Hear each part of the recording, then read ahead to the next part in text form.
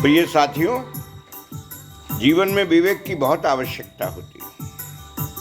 विवेक बिना कुछ होता नहीं। विवेक यानी समझदारी।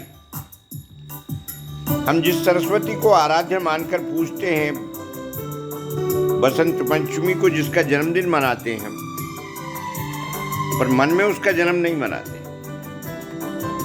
मन की अतृप्त कामनाओं के लिए हम किस बेतहाशा ढंग से भागते जाते हैं, बगैर नियंत्रण लगाए, बगैर सोचे विचारे, और घुटने फूटते हैं तो किस्मत को दोष देते हैं, भगवान को दोष देते हैं, परिस्थितियों को दोष देते हैं, आसपास के लोगों को दोष देते हैं। अरे भाई, जो दौड़ेगा चलेगा, अगर वो सम्यक ढंग से नहीं चलेगा तो उसका तो घुटना फूटना है, गिरना है।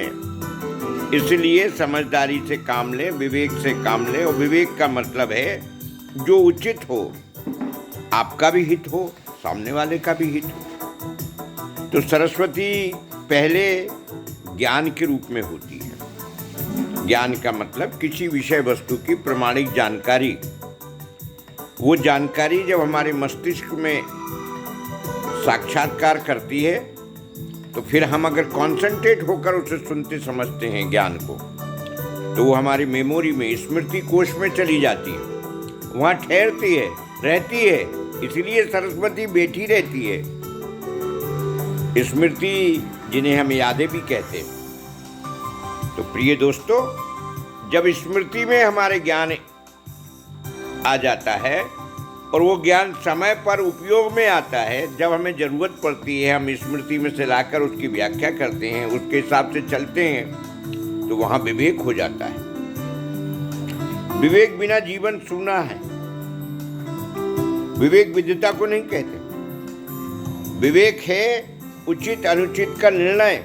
इसलिए तो हम कहते हैं कि आप खुद जज हैं। आप शास्त्रों को गवाह माने, महामानवों को गवाह माने, हर परिस्थिति को, विद्वानों को गवाह माने, सुने सबकी, पर निर्णय वही करें जो उचित हो। क्योंकि निर्णय आप करेंगे, परिणाम आप भुगतेंगे, आप ही जिम्मेदार होंगे। प्रिय दोस्तों, समझदारी से काम लें। समझ का सीधा सा अर्थ है स यानी अच्छी तरह, मज यानी मांझना। किसी भी विषय पर अच्छी तरह विचार, मंथन, चिंतन करके निर्णय करना। बहुत से लोग कहते हैं कि भाई शास्त्रों में तो ये लिखा है। अरे जब लिखा गया था उस परिस्थिति का अंदाजा लगाइए। वो हमेशा का सच नहीं है, लेकिन उनके प्रति कृतज्ञ तो रहिए आप। उस समय अगर वो थोड़ा उजाला ना दिखाते तो आज बड़ा उजाला आपके पास कहाँ से होता है। वो आपकी पूंजी है। आपके इतिहास, अतीत से आपको जो मिला है वो आपकी कैपिटल है। उस कैपिटल से वर्तमान में कैसे आपको काम करना है, ये आपका विवेक तय करेगा। समझदारी की जरूरत प्रत्येक व्यक्ति को है। बच्चा है, उसे आग का ज्ञान नहीं है, आग की स्मृति नहीं है, वो आग पकड़ लेता है, हाथ जल जाता है। लेकिन उन लोगों को क्या करें जिनके पास समझदारी भी है, लेकिन वो हाथ जला रहे, आज भी यज्ञ में हाथ जला रहे।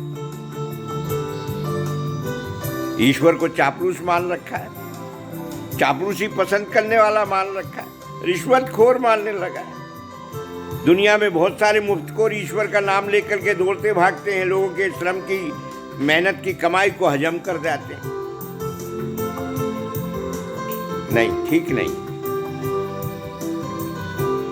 जीवन जीने के लिए श्रम करना आवश्यक है। श्रम से आपका स्वास्थ्य बनता है। आगे भी आप श्रम करते रहिए, सार्थक श्रम करिए, कलाकारी से करिए, जिम्मेदारी से करिए, समझदारी से करिए, वफादारी से करिए, ईमानदारी से करिए। फिर देखिए आपके इसी जीवन में स्वर्ग आ जाएगा।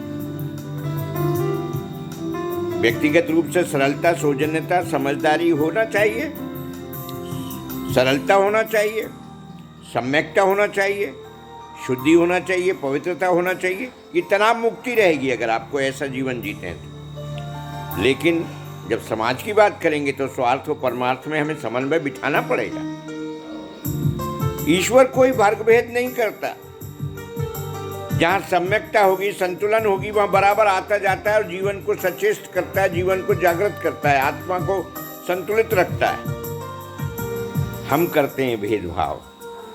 ईश्वर की अवहेलना करते हैं, उसे सीमित करते हैं कि मेरे भाइयों, ईश्वर को सीमित मत करिए, अनलिमिटेड है वो सबका प्यारा है, सबका दुलारा है, सबकी ज़रूरत है, उसे मक्खनबाजी पसंद नहीं है। एक मिनट भी वो आपसे दूर नहीं रहता, आप दूर होते हैं अपने स्वार्थों के कारण। स्वार्थ लोलुप मत बनिए, स्वार्थ में अंधे मत बनिए। स्वार्थ बिना जगत नहीं चलता है। मन को मारने की जरूरत नहीं है, मन को समझाने की, मन को नियंत्रण में रखने की जरूरत है। आओ हम समाज को आनंदित बनाएं, विवेकपूर्ण बनाएं, कॉमन सेंस को जागृत करें। जिम्मेदार राष्ट्र, जिम्मेदार समाज, जिम्मेदार परिवार और व्यक्तिगत रूप से हम जिम्मेदार होंगे तो आपके आंगन में आनंद घन कृष्णानंद मुरली बजाएंगे। जय सत, जय भारत।